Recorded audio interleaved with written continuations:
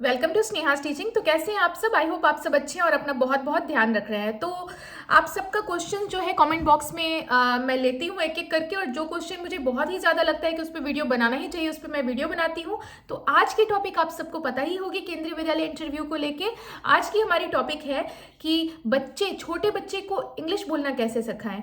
ये केंद्रीय विद्यालय के कॉन्ट्रैक्ट इंटरव्यू में, कॉन्ट्रैक्ट बेसिस पे जो जॉब था उसके इंटरव्यू में मेरे सब्सक्राइबर से पूछा गया था। उन्होंने मुझे कमेंट किया था कि मैम छोटे बच्चों को अंग्रेजी बोलना कैसे सिखाएं। मैं जब इंटरव्यू देने गया था तो मुझसे एक सवाल किया गया था, तो मैंने उस क्वेश्चन को आज लिया है और इस क्वेश्चन पे हम लोग डिस्कस करेंगे। अब आप कमेंट जरूर कीजिए कि जो हर बार मैं बोलती हूँ, आप सब कमेंट कीजिए कि आप टीचर हैं और आपसे ये क्वेश्चन किया गया है इंटरव्यू में कि छोटे बच्चों को अंग्रेजी बोलना कैसे सिखाएं, तो आप क्या करेंगे। तो चलिए इस वीडियो को अब हम लोग स्टार्ट करते हैं। तो सबसे पहले मैं आपको ये बता दूं कि छोटे बच्चों को अंग्रेजी सिखाना क्यों जरूरी है, या फिर ऐसा तो नहीं कि मातृभाषा हमारी हिंदी जरूरी, बिल्कुल है, बहुत जरूरी है, पर साथ साथ बच्चों को अंग्रेजी सिखाना भी जरूरी है। अंग्रेजी सिखाना भी जरूरी है, इसका सबसे मुख्य कारण ये है कि इंग्लिश जो है वो ग्लोबल लैंग्वेज है। यानी कि आप विश्व के किसी भी कोने में जाएंगे, अगर वहाँ का जो रीजनल लैंग्वेज है अगर आपको नहीं आता है, वहाँ की क्षेत्रीय भाषा आपको नहीं आता है, तो कम से कम इंग्लिश तो लोग जरूर समझेंगे एटलीस्ट। तो ग्लोबल लैंग्वेज होने की वजह से बच्चे को अंग्रेजी भाषा जानना जरूरी पड़ जाता है, और वो क्लासरूम से, फैमिली से धीरे धीरे करके बच्चा सीख जाता है, सिखाया जाता है। तो क्लासरूम में शिक्षक का क्या क्या रोल प्ले होगा बच्चे को अंग्रेजी सिखाने के लिए, उस पर आज हम लोग पॉइंट वाइज डिस्कस करेंगे, एक एक पॉइंट करके डिस्कस करेंगे।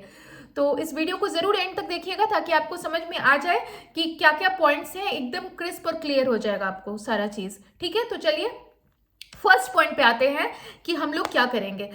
तो एज अ टीचर आप क्लासरूम में हो और बच्चे को इंग्लिश चाहते हो कि बच्चा इंग्लिश धीरे धीरे बोले, तो सबसे पहले आपको क्या करना है कि बच्चे को बहुत सारी अपॉर्चुनिटीज दीजिए बोलने के लिए। बच्चे को जब तक आप अपॉर्चुनिटीज नहीं दोगे, मौका नहीं दोगे, तो बच्चे के अंदर वो वाली बात आएगी ही नहीं कि अब मैं इनिशिएटिव लूं। मतलब बच्चा स्टार्ट नहीं करना चाहेगा उस चीज को, बच्चा डरेगा, बच्चा कॉन्फिडेंट फील नहीं करेगा। तो बच्चे को बहुत सारी अपॉर्चुनिटीज दे बोलने के लिए। ठीक है, दूसरी बात क्या है कि अपॉर्चुनिटीज में आप क्या दे सकते हैं, रोल प्ले करवाइए, यानी कि रोल प्ले होता है, डिबेट्स करवाइए, कोई टॉपिक दे दीजिए। अब इसके लिए जरूरी नहीं कि आप इंग्लिश सब्जेक्ट टीचर ही हो। मान लीजिए आपका सब्जेक्ट विज्ञान है, आप साइंस पढ़ा रहे हो, या आप कहते हैं ना कि अगर आप मैथमेटिक्स का क्लास है या कुछ भी है, आप एक डिबेट दे दीजिए इंग्लिश में बच्चों को कि आप बोलिए, कुछ टीम्स बना दीजिए, रोल प्ले दीजिए। तो इससे बच्चों को इंग्लिश लैंग्वेज बोलने की हिम्मत आएगी, बच्चा बोलना चाहेगा। बच्चे को जब आप अपॉर्चुनिटीज दीजिएगा, मौका दीजिएगा, तो बच्चा बोलना चाहेगा, और बच्चे के अंदर एक माहौल बनेगा, डिबेट में एक इन्वायरमेंट क्रिएट हो जाएगा जहां पे सब बच्चे एक दूसरे को क्रॉस करेंगे। हो सकता है बच्चे गलत भी बोले, हो सकता है बच्चे सही भी बोले, बट बच्चे बोलेंगे, ये बहुत इंपॉर्टेंट बात है। तो सबसे पहला मैंने आपको बताया कि आप ये कर सकते हैं। दूसरा आप क्या कर सकते हैं कि कोई भी लैंग्वेज सीखने में ना प्रोनाउंसिएशन, यानी कि लैंग्वेज का उच्चारण बहुत ज़्यादा मुख्य रोल प्ले करता है। यानी कि लैंग्वेज का सही से उच्चारण होना बहुत ज़्यादा ज़रूरी है। यानी कि बच्चा कुछ भी नहीं बोल रहा हो, उसे प्रोनाउंस करना आना बहुत ज़रूरी है, तभी वो लैंग्वेज के सीखने के जर्नी के प्रति वो आगे बढ़ेगा। तो बच्चा अगर गलत प्रोनाउंस कर रहा है कोई वर्ड को, तो शिक्षक को क्या करना है, वहाँ पे उसे फीडबैक देना है कि बेटा इसे ठीक कर लो।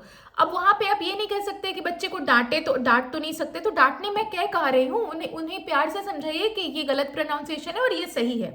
टीचर का काम ऐसा तो नहीं है ना कि बच्चा गलत कह रहा है तो गलत कहने दीजिए, हाँ बेटा बहुत अच्छा है, बहुत अच्छा है, तो बच्चा वही गलती करता चला जाएगा आगे जाके। तो बच्चा अगर गलत प्रोनाउंस कर रहा है कोई वर्ड को, तो बोलिए कि प्रोनाउंसिएशन इसका ये नहीं, ये होगा, और उसी बच्चे को नहीं, पूरे क्लास को बताइए, ताकि अगर कोई दूसरा बच्चा भी उस प्रोनाउंसिएशन को गलत करे तो आप उस चीज को ऐसे बताएं कि सबका जो है वो कवर अप हो जाए। और फीडबैक दीजिए, यानी कि बच्चा अगर कोई चीज को गलत प्रोनाउंस कर रहा है तो फीडबैक दीजिए कि ये ऐसे नहीं, ऐसे होगा। अगर बच्चा सही प्रोनाउंसिएशन कर रहा है तो बताइए कि यस सही है, मतलब आप सही प्रोनाउंस कर रहे हो, सही है, बिल्कुल गुड, वेरी गुड, अप्रिशिएट कीजिए उनको प्रोत्साहन दीजिए। तो ये सब काम आप कर सकते हैं। थर्ड पॉइंट क्या आता है इसमें कि लैंग्वेज लर्निंग में, यानी भाषा को सीखने में जो सबसे ज्यादा इंपॉर्टेंट प्रोनाउंसिएशन होता है, फिर दूसरा क्या होता है बताइए, सोचिए सोचिए। मैं आप 5 काउंट करती हूँ, फिर उसके बाद आंसर मैं दूंगी। आप सोचिए, 1 2 3 4 5। दूसरा होता है वोकैब, यानी कि बच्चे के पास वोकैबलरी, यानी कि बच्चे के पास वर्ड्स काफी होने चाहिए। अगर वर्ड्स होंगे ही नहीं, अभी मैं आपसे बात कर रही हूँ, मेरे पास बहुत सारे वर्ड्स है मेरे माइंड में, तो मैं बोल पा रही हूँ। अगर बच्चे के पास वर्ड्स ही नहीं होगा, what are you doing, simple सा वर्ड है, बच्चे को पता ही नहीं होगा क्या को व्हाट बोलते हैं, तो बच्चा बोलेगा कैसे? तो बच्चे को वोकैबलरी दीजिए, यानी कि वोकैब करवाइए क्लास में। वोकैबलरी पे फोकस रखना जरूरी है। अगर बच्चे का वोकैब अच्छा रहेगा तो बच्चा बोलेगा, वो बोलने की एटलीस्ट कोशिश करेगा। तो बोलने की कोशिश करने के लिए भी शब्दों का आना जरूरी हो जाता है ना। तो अब नेक्स्ट पॉइंट क्या है? नेक्स्ट पॉइंट आप क्या कर सकते हैं बच्चों को अंग्रेजी सिखाने के लिए, कि भाई बच्चों को रियल लाइफ एग्जांपल्स दीजिए। रियल लाइफ एग्जांपल्स दीजिए, बच्चे से पूछिए कि आप आए तो क्या सब, मतलब रास्ते में कुछ क्या हुआ, क्या एक्साइटिंग हुआ, आपने क्या अच्छा देखा।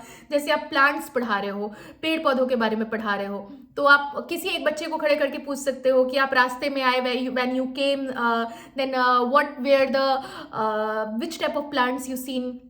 आप उनसे पूछ सकते हो कि रास्ते में आपने किस तरह का प्लांट्स देखा है। इंग्लिश में उनसे बात कीजिए, बच्चे को बोलने का मौका दीजिए। बाकी बच्चे भी उससे क्यूरियस होंगे, वो भी सोचने लगेंगे कि मैंने क्या क्या देखा। तो रियल लाइफ एग्जांपल्स के थ्रू बच्चे को जो है इंग्लिश सिखाने का जो है कोशिश कीजिए। बच्चे को इंकरेजमेंट दीजिए कि ना तो सिर्फ क्लासरूम में बल्कि क्लासरूम के बाहर भी आप इंग्लिश मीडिया का यूज कर सकते हैं, इंग्लिश कार्टून्स देख सकते हैं।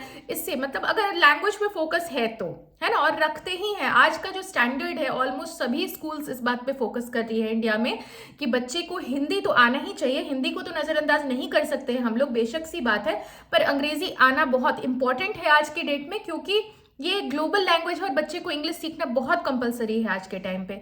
तो आप बच्चे को बेहिचक बोल सकते हैं कि आफ्टर द स्कूल आप लोग इंग्लिश पर वर्क कीजिए, मिरर के सामने बात कीजिए। बच्चे को आप कह सकते हैं कि आप इंग्लिश मीडिया का यूज करवाइए। जब पेरेंट्स टीचर मीटिंग हो, पेरेंट्स इस बात को लेकर कंसर्न हो मेरा बच्चा अभी इंग्लिश नहीं बोल रहा है, तो उनको आप ये बोल सकते हैं कि जो बच्चा स्क्रीन टाइम यूज करता है थोड़ा बहुत घर में, कार्टून्स है या कुछ भी है, तो वो आप उसको इंग्लिश में दिखाइए। तो इससे बच्चे का प्रोनाउंसिएशन भी अच्छा होता है, वोकैबलरी भी अच्छा होता है, बच्चा बोलता भी सही से है।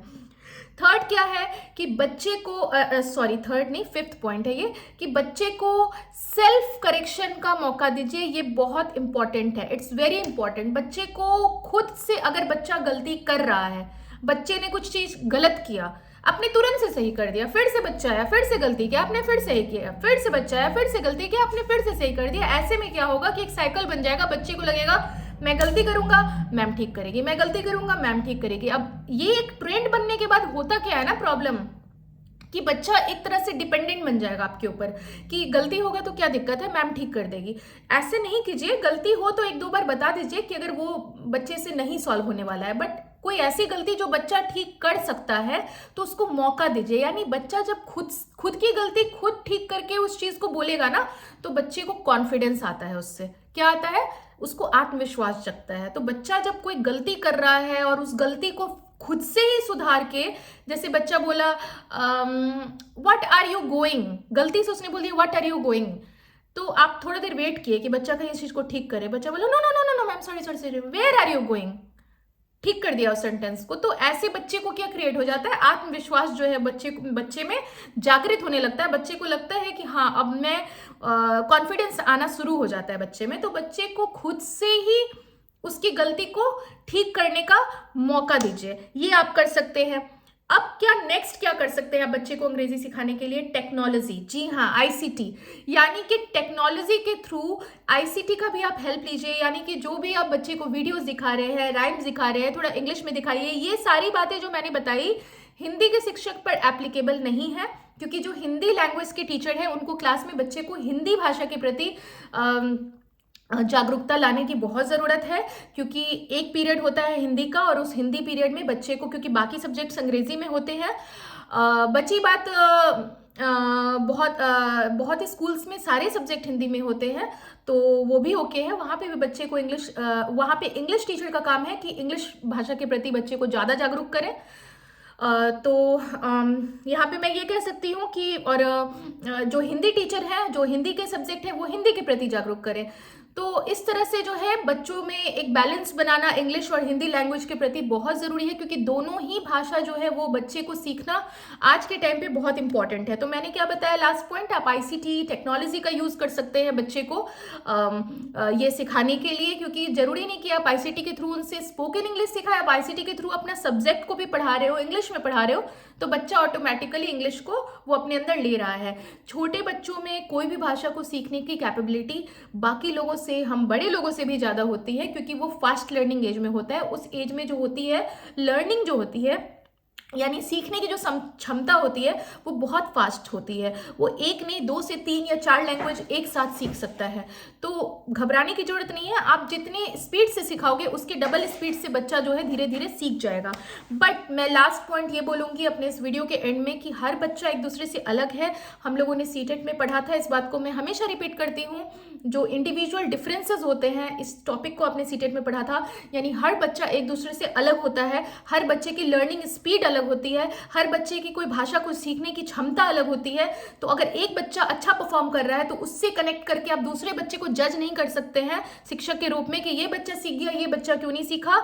हर बच्चे की लर्निंग स्पीड, हर बच्चे की आईक्यू लेवल, हर बच्चे का आनुवांशिकता और वातावरण जो है हर बच्चे को प्रभावित अलग तरीके से करता है, और हर बच्चे का उस वजह से अलग अलग डिफरेंसेस होता है हर बच्चे में।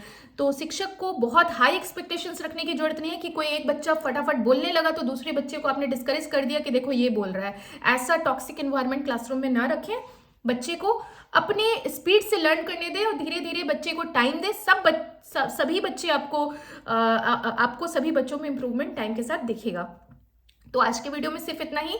सब लोग कमेंट कीजिए कि आप होते इस जगह पे तो आप शिक्षक के रूप में बच्चे को अंग्रेजी सिखाने के लिए क्या करते, और अपने क्वेश्चंस को भी जरूर पोस्ट कीजिएगा, क्योंकि आप ही के क्वेश्चन को मैं उठा रही हूँ एक एक करके, क्योंकि मेरे सभी सब्सक्राइबर को के क्वेश्चंस को मैं एक वीडियो में नहीं बना सकती, क्योंकि हर पॉइंट को मैं बहुत ही अच्छे से एक्सप्लेन करके चाहती हूँ कि आप लोगों को पॉइंट क्लियर हो जाए। तो ठीक है, मिलती हूँ फिर नेक्स्ट वीडियो में, तब तक के लिए गुड बाय।